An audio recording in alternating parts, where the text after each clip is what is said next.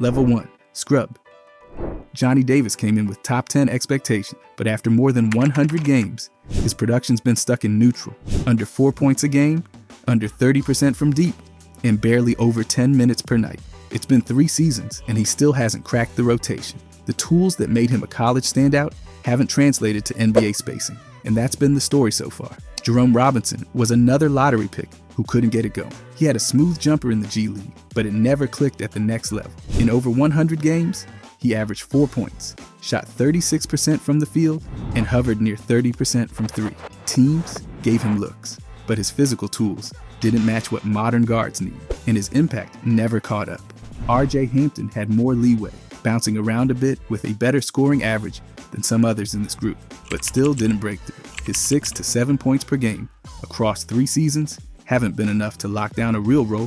Whether it was shot selection, defensive concerns, or lack of playmaking, he stayed in that tweener spot, a guard who didn't give enough at either end. Kobe Buffkin is a little newer to the list, but he's here for now. First round pick, big potential, but his first year didn't show much. Less than 6 points a game, under 30 games played, and nothing to convince coaches to give him more. He's still got time, but that rookie season didn't scream future starter. Aaron Harrison had a cup of coffee in the league before heading overseas. Second round pick or not, he didn't stick. He never really built out a shooting profile, never locked in on defense, and didn't bring anything unique to separate himself from a deep bench crowd. Terrence Ferguson had some hops and came in with hype, but his game never developed. Shooting was inconsistent. His physicality didn't hold up, and he struggled with fit. The Thunder tried giving him real minutes, but he never proved he could do more than stand in the corner and hope for an open 3. R.J. Hunter falls into that same bucket. Another first-round guy, but he never got traction. Between physical limitations and inconsistent shot making, he couldn't make himself a valuable piece. Once he lost his spot in Boston, he bounced around, but never found a team that saw him as a real piece of the puzzle. Alexei Shved was a more interesting case. He actually scored more than most of this group, but his efficiency tanked the whole effort. Under 37% from the field, barely cracking 30 from deep, and a shaky fit all around. He had some flashes, but most of his success came overseas. In the NBA, his style didn't translate. Chris Clemens could shoot it in theory, but at 5'9", he just didn't have the size to guard wings or consistently score on them either. He had a few quick bursts, but was never trusted with real minutes. His height worked against him in every rotation conversation, and he couldn't overcome it with shooting alone. Zaire Smith's story's a lot sadder. Drafted mid-first round, then hit by a major injury that totally threw off his development. Timing, conditioning, confidence, all reset. When he did come back, the game had already moved on. Teams didn't see the upside anymore, and he didn't get another real shot. Malachi Richardson had one of the steeper drop-offs. Drafted in the early 20s, but never averaged more than 3 points. His shooting never stabilized, and teams moved on quickly. The shooting guard position's unforgiving. If you can't space the floor or defend consistently, there's not much left for you to do. Jordan Adams dealt with a similar fate, another first-rounder who got hurt early and couldn't recover. With limited minutes and production, he faded from relevance fast. When a guy can't stay healthy, coaches stop building around them. And without consistency, he never had the chance to evolve into a reliable 2-guard. So yeah, the scrub level isn't just about bad numbers. It's about unrealized potential, missed development windows, and the gap between college dominance or overseas hype and NBA reality. Some were victims of injuries, others just didn't have the right tools for the league. But for every player here, the result's the same. No real impact at the shooting guard spot, no lasting presence in a team's core, and no significant minutes when it mattered. This tier is packed with names that once got fans excited, but over time, just couldn't hang. Level 2. Role player. Seth Curry is probably the poster child for this tier. He's not the guy running the show, but his shooting is a serious asset. Over 500 regular season games, he's averaged right around 10 points with one of the best 3-point percentages in the league, over 43%. His role has stayed consistent across multiple teams. When he's on the floor, spacing improves, defenders have to chase him, and offenses move easier. He doesn't offer much in size or defense, but he's kept a job because he does what he does incredibly well: shoot. Alec Burks fits perfectly here too. He's played for 8 different teams over more than a decade, which pretty much defines a journeyman. But that's not a knock. His 10 points a game on average, solid rebounding for his size, and consistent effort keep him in rotation. He's not flashy, but he can get hot. Give solid bench minutes, and even start when needed. His three-point shootings come a long way too, which makes him even more useful in today's game. Lonnie Walker is still carving out his identity, but right now, he's right at home in this tier. He scores in bunches when given minutes,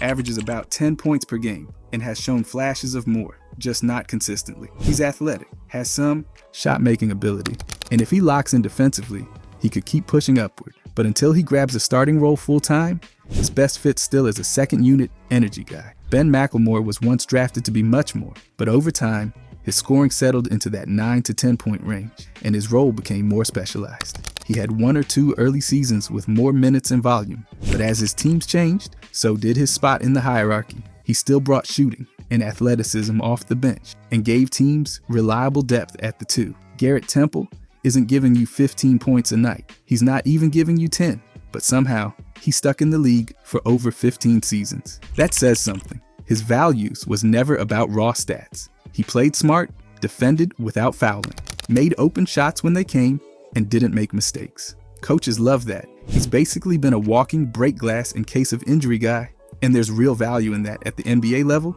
Iman Shumpert never had big-time scoring averages either, but his calling card was defense. He could guard wings, switch across positions, and bring energy off the bench. His offense was serviceable enough to stay on the floor. Across 10 seasons, his numbers stayed around 7 points a game, but that doesn't tell the story. He helped anchor bench units, especially in his early years, and made rosters better by doing little things most fans don't see. Justin Holiday brought more of a shooter's profile. He bounced around, but found roles because he can knock down threes and defend a bit on the perimeter. He's had stretches with more minutes, but mostly, he's been a guy who fits next to stars. If a team needs floor spacing without giving up too much on defense, Holiday makes sense. He's not dominant, but he's dependable. Damian Lee is another player who isn't chasing 20-point nights, but can hit shots and move the ball. He's found a place by staying ready, defending with effort, and making open threes. Austin Rivers has played just about every role, from starter to mop-up guy. What he's done best is fill whatever need his team has in the moment. That versatility, playing both guard spots, defending up or down, hitting shots, makes him a strong role player. He's not consistent enough to be a starter full-time, but he's been valuable wherever he's gone. DeAnthony Melton gets in passing lanes, makes smart rotations, and knocks down open shots. He doesn't need the ball to make an impact, which is perfect for a supporting guard. He's had chances to start, but even in bench roles, he's left a mark.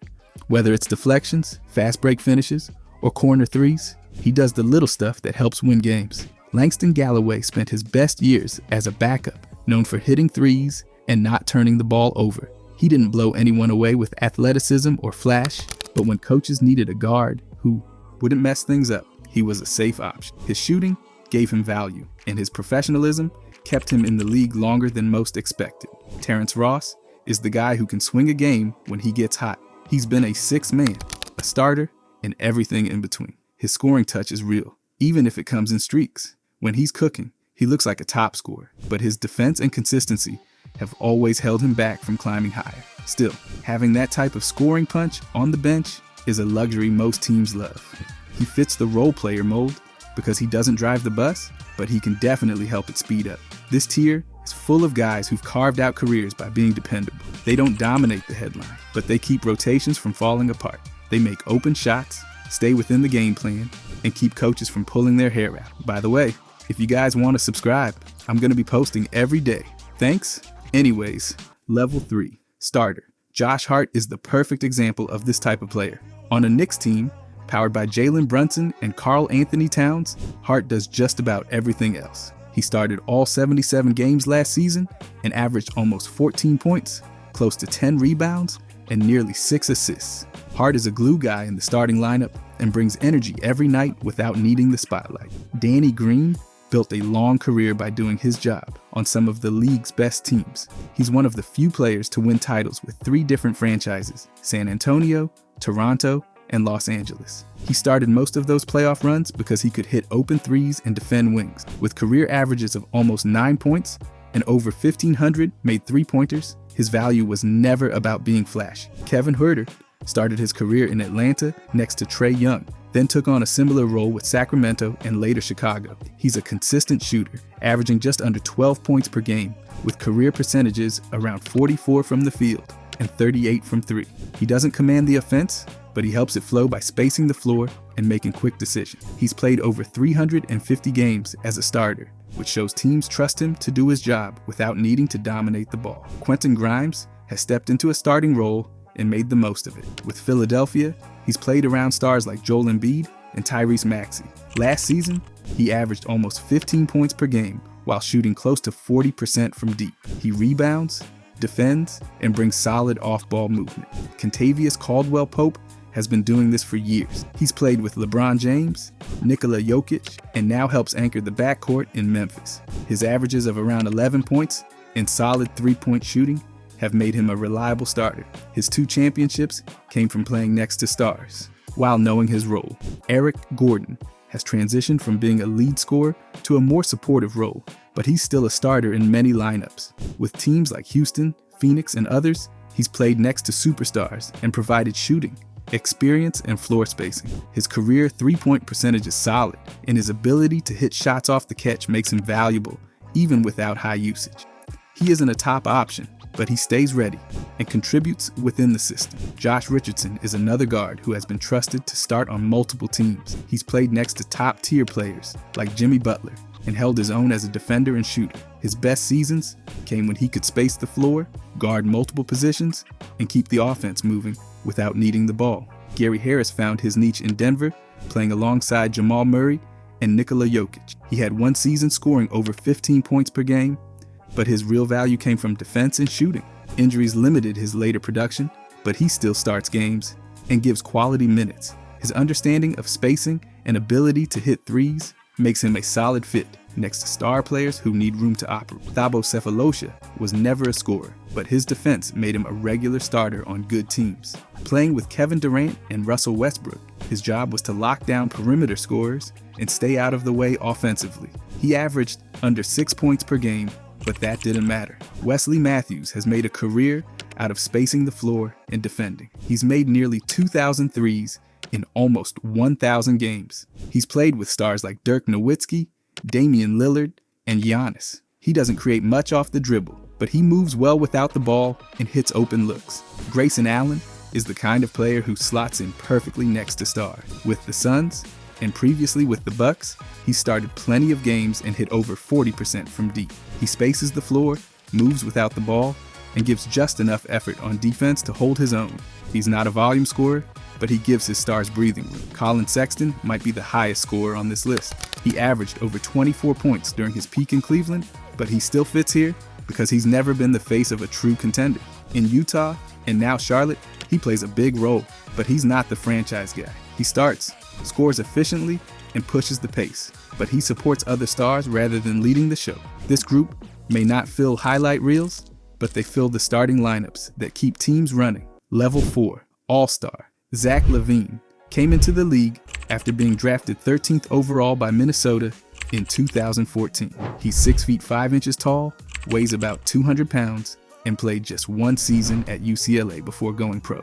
In over 650 games, he's averaged about 20 points, 8 points, 4.1 rebounds, and 4 assists. With 2 All-Star appearances and nearly 47% shooting from the field, LaVine's built a strong resume as a scorer without crossing into long-term dominance. Brandon Roy was taken 6th overall in the 2006 draft, also by Minnesota, but he made his name in Portland. He stood 6 feet 6 inches and weighed 215 pounds. In just 326 games, he averaged 18.8 points, 4.3 rebounds, and 4.7 assists. Roy made the All-Star team 3 times, but his career got cut short by injuries. In 2008, he scored 52 points in a single game while shooting efficiently and recording 0 turnovers. Even with that peak, his career didn't have the length to put him in legendary territory. Bradley Beal was drafted 3rd overall in 2012 by Washington. He's a 3-time All-Star and had a season where he averaged 31.3 points, finishing 2nd in the league in scoring. He became 2nd all-time in total points for the Washington franchise, passing 15,000. While the numbers are impressive, Beal still fits better in the All-Star tier than among legends. Latrell Sprewell was selected 24th overall by Golden State in 1992. He stood 6 feet 5 inches and weighed 195 pounds. Across 913 games, he averaged 18.3 points, 4.1 rebounds, and 4 assists. He made the All-Star team 4 times and posted solid numbers, but his shooting percentage stayed around 42.5%. A consistent presence, but not one that ever reached legendary accolades, Kyle Korver may be the most specialized player on this list. He made one All-Star team and became famous for leading the league in three-point percentage in 2009, shooting 53.6% from beyond the arc. While he mostly played as a small forward, his role as a shooting guard in several seasons qualifies him here. Korver's long career and elite shooting make him memorable, but one All-Star nod keeps him grounded at this level. Eddie Jones went 10th overall in 1994, drafted by the Lakers. He's a 3-time All-Star with career totals that include over 14,150 points, averaging about 14.8 per game. Known for playing both ends of the court, Jones filled the two-way role well. Still, without deep playoff runs or iconic peaks, he remains in the All-Star range. Rip Hamilton carved out his place during the early 2000s. He made the All-Star game 3 times, from 2003 to 2005. He built his game on off-ball motion and mid-range accuracy. As a lead scorer on a title-winning team, he played a key part, but his All-Star count and stats line him up squarely in this 4th level. Allen Houston entered the league as the 11th overall pick in 1993, drafted by Detroit. He played 839 regular season games and averaged 17.3 points, 2.9 rebounds, and 2.4 assists. A 2-time All-Star, Houston had a smooth scoring touch and played a big role in New York's playoff runs, but injuries and a quieter second half of his career held him back from legendary status. Percy Hawkins made one All-Star team in 1993. His career scoring average was 14.7 points per game, and he totaled over 14,500 points. His game leaned toward shooting and efficiency. With only one All-Star appearance and no massive scoring seasons, he fits cleanly into this group.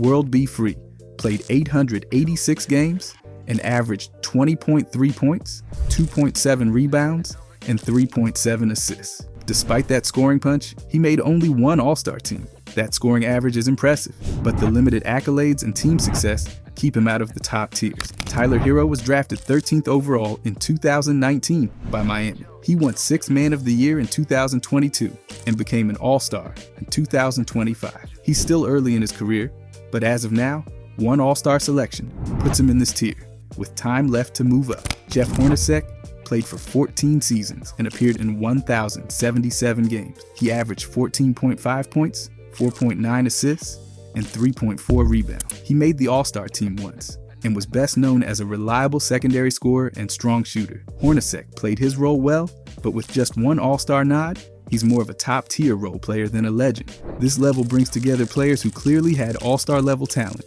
but didn't stay at the top long enough or perform at a historic level to reach legendary status, although some of these guys still have time to move up the ranks. Level 5, Superstar. Devin Booker was taken 13th overall in 2015 by the Phoenix Suns. He's made 4 All-Star teams and was named to the All-NBA First Team in 2022, then added another All-NBA honor in 2024 with a 3rd team selection.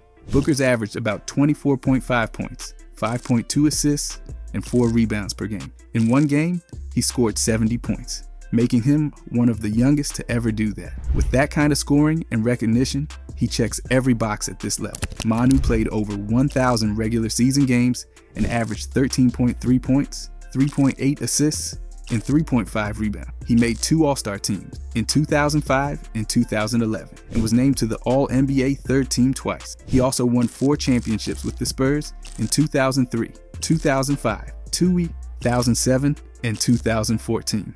On top of that, he won the 6th Man of the Year in 2008. Even with a lower scoring average, his awards and team success put him in the superstar group.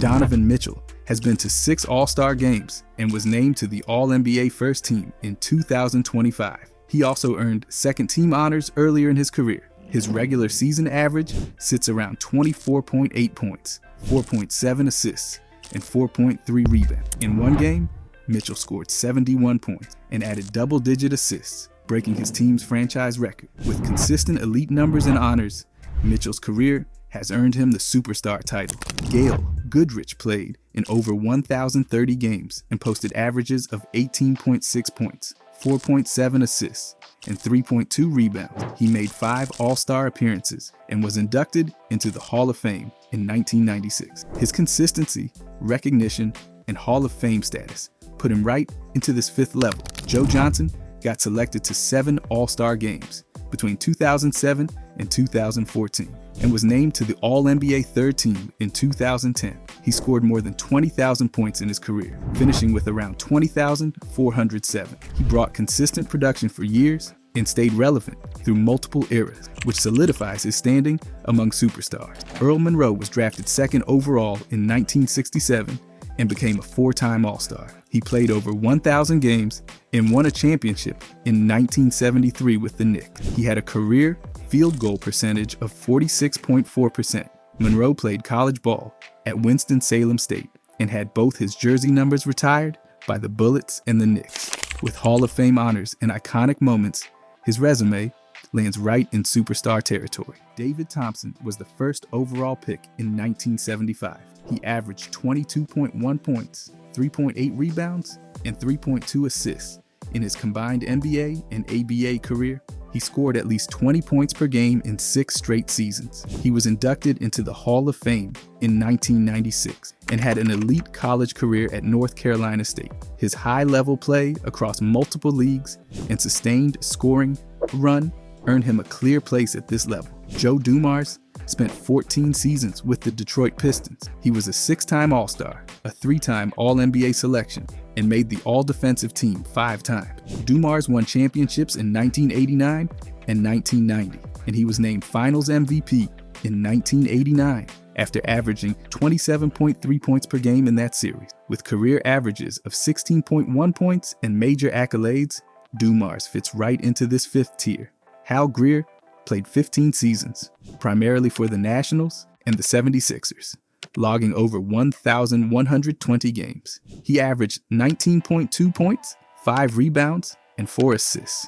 Greer made 10 All-Star appearances and was named to the All-NBA 2nd team 7 times. He scored 21,586 points in his career and won a title in 1967. With that combination of durability, skill, and recognition, he's a lock for superstar status. Bill Sharman played for the Celtics and was an 8-time All-Star. He made the All-NBA 1st team 4 times and the 2nd team 3 times. Sharman won 4 championships as a player and averaged 17.8 points with 3 assists per game. He was inducted into the Hall of Fame twice, once as a player in 1976 and again as a coach in 2004. Only a few people in basketball history can say that. That legacy cements him right at this level. These 10 players combined accolades, All-Star appearances, titles, and records to climb past the All-Star label into the superstar category. Their careers didn't just shine, they stayed bright across years, eras, and teams, all while collecting the honors that prove it. Level 6, legend. At this level, we're not just talking about talented players, we're talking about shooting guards who carved out their own chapters in NBA history. These are the ones who dominated with elite skill, did it for a long time, and changed the way the game looks from the 2 spot. James Harden's career is like a stat sheet that's been doing cardio. He leads all shooting guards in assists with over 6,000. That alone tells you he didn't just chuck up shots, he ran the whole show. And the wild part, he did it while averaging nearly 30 points a game at his peak. When a guy is in the same company as LeBron James and Michael Jordan for combining scoring, passing, and rebounding at high levels, he's not just padding stats, he's bending the rules of what a shooting guard is supposed to be. And even deep into his career, he's still putting up numbers like the calculators jammed. D. Wade wasn't just flashy dunks in big games. He had a complete toolkit. The guy led the league in scoring one year and ended up with over 23,000 career points. And that finals performance in 2006, you won't hear about it here, but let's just say he got that trophy for a reason. 13 All-Star nods and 3 championships speak loud enough. And defensively, he's got more blocks than any player under 6'5". He wasn't just a scorer, he was a relentless two-way force who knew how to close games on both ends. Jerry West basically built the blueprint for the modern shooting guard. He dropped over 25,000 points before the three-point line even existed, 14 All-Star appearances, a scoring title, and even led the league in assists at one point. His nickname was Mr. Clutch for a reason, and the man literally inspired the league's logo. His game wasn't just ahead of his time, It shaped what followed. If you're making a level called Legend, you can't do it without him. George Gervin didn't just score, he glided. He's one of the smoothest offensive players ever, and he made it look easy. 4 scoring titles, 9 All-Star games. That finger roll is still showing up in highlight montages decades later. He averaged more than 25 points per game across over a decade of dominance. The Iceman didn't need theatrics to dominate, he just kept getting buckets, like it was a formality. Clyde Drexler brought a different flavor to the table. Bigger frame, more athleticism, and the versatility to match. He had seasons averaging over 20 points, 6 boards, and 5 assists. That's guard production with small forward tools. He made his name with Portland and cemented it with Houston. A Hall of Famer with a 15-year career, he could slash, pass, and rebound. He was the Swiss Army knife of the shooting guard world, just with way more dunks. Reggie Miller was the guy you didn't want to see with the ball in the fourth quarter. Over 25,000 points in his career and more than 2,500 threes before most players even realized you could win games from behind the arc. He lived beyond the line and did it for nearly 2 decades. He wasn't just a shooter, he was a problem, and he didn't shy away from the big moments ever. Allen Iverson may not have looked like a prototypical shooting guard, but he sure played like one. First overall pick, league MVP, 4 scoring titles, and 11 All-Star games. Despite standing just 6 feet tall, he was a one-man offensive avalanche. He took a beating and kept scoring, often dragging his team along for the ride. No one questioned his toughness or his influence. He redefined how smaller guards attacked and proved you didn't need size to own a game. Tracy McGrady was one of the most naturally gifted players the league's ever seen. 6'8", smooth jumper, and a handle that didn't belong on someone that tall. 2 scoring titles, 7 All-Star appearances, and 7 All-NBA selections tell the story. At his peak, he averaged over 30 points a game and did it without needing a ton of help. Injuries shortened his reign, but when he was on, he was a walking highlight who made defenses look like practice cones. Vince Carter dunked his way into legend status, then quietly reinvented himself to stick around longer than anyone expected. 22 seasons, that's 4 decades of NBA basketball. He ended with over 25,000 points and transformed from high flyer to respected veteran. And the thing is, he didn't just hang on. He adapted. He hit big shots, became a shooter, and mentored younger players while staying effective. That's rare. Ray Allen could shoot the lights out in an empty gym or with 20,000 people screaming at him. 2-time champion, 10-time All-Star, and for a long time, the all-time leader in threes. He combined beautiful shooting mechanics with elite conditioning, and he did it for over a decade. But he wasn't just a shooter. He scored nearly 19 points a game, over 1,300 appearances. His game aged like a fine jump shot. Sam Jones might not have modern numbers, but the man has 10 rings. 10. Nearly 18 points a game in an era that didn't have much pace or spacing, and he was known for deadly bank shots and consistent scoring. He didn't just ride coattails, he was a key piece on those dominant Boston teams. Pistol Pete Maravich was creativity in sneakers. He averaged more than 24 points per game and led the league in scoring 1 year without ever having the luxury of the three-point line. 5 All-Star selections, ridiculous passing, and handles that belong in slow-motion highlight reels. He didn't just entertain, he expanded what a guard could be. He made the impossible look regular. Klay Thompson brings elite efficiency and a cold-blooded shot. Over 41% from 3 for his career, and he's done it with minimal dribbles, maximum focus, and a lightning-fast release. 4-time champion, 5-time All-Star, and a defensive rating that shows he doesn't take possessions off. He's the ultimate catch-and-shoot player, but he also guards the other team's best scorer without blink. When a guy scores 52 in a game with under 30 dribbles, you stop arguing and start respect. That's 13 legends who didn't just play the position, they pushed it forward, all in their own way, all at the top. Level 7, goated. Michael Jordan changed what it meant to be a shooting guard. He was 6'6", 216 pounds, drafted 3rd overall in 1984 by Chicago, and made sure nobody ever forgot it. Over 15 seasons, he averaged more than 30 points a game, the highest career scoring average in NBA history. But it wasn't just points. He pulled down over 6 rebounds, handed out more than 5 assists, and swiped over 2 steals per game across more than 1,070 games. He finished with 32,292 total points and over 2,500 steals. And that was just the statistical part. His shooting percentage hovered right under 50%, which is almost unfair for someone who lived on mid-range jumpers and acrobatic finishes. Then came the rings, 6 of them, 6 finals Most Valuable Player trophies, 5 league Most Valuable Player awards, 14 All-Star selections, 9 All-Defense First Team nods. There's no argument. Jordan's blend of scoring, defense, competitiveness, and killer instinct built the mold for every shooting guard that followed. His influence redefined how the position was played. He wasn't just dominant, he was inevitable. Then there's Kobe Bryant, also 6'6", just a few pounds lighter, and he entered the league straight from high school in 1996. 20 years with the Lakers, and he didn't waste a second.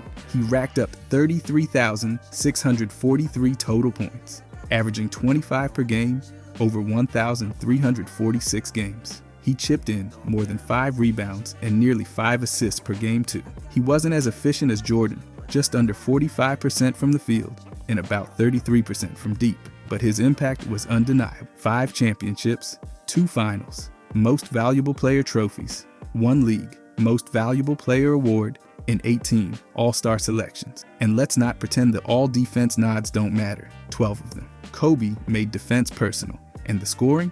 That 81-point night against Toronto still feels unreal. That season, he averaged more than 35 a game. Kobe had a scoring bag so deep, it might have had its own zip code. Fadeaways, post-ups, spin moves, turnaround jumpers, all with defenders draped on him like laundry. He adapted across eras too.